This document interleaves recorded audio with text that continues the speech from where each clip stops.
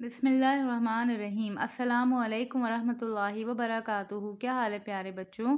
ये आपके उर्दू का पीरियड है। पहले हम दुआ पढ़ लेते हैं। रब्बि ज़िदनी इल्मा, ए मेरे रब मेरे इल्म में इजाफ़ा फरमा। बेटा अपनी उर्दू की किताब का सफ़ा नंबर 45 खोलिए। सफ़ा 45 पे हम आ गए हैं बेटे। आज की तारीख़ लिखिए, दिन लिखिए। आज हमारा उन्वान है ख़त्मा। क्या लिखा हुआ है ये? ख़त्मा। जो अलामत एक पूरे जुमले के ख़ात्मे पर लगाई जाती है उसे ख़त्मा कहते हैं।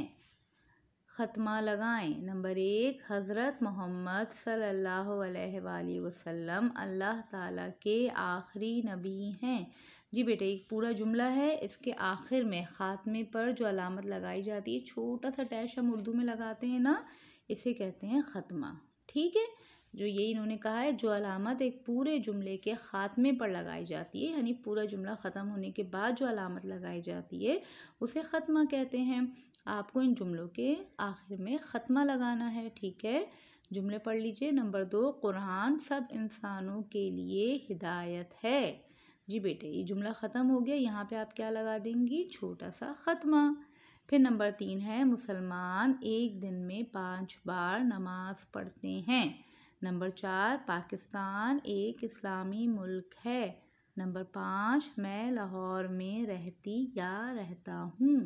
तो इन जुमलों के आखिर में बेटे आप क्या लगाएंगे? ख़त्मा।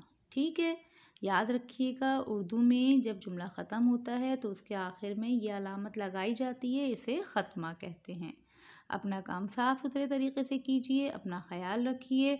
जज़ाकल्लाहु खैरन कसीरा। अस्सलामु अलैकुम वरहमतुल्लाहि वबरकातुहू।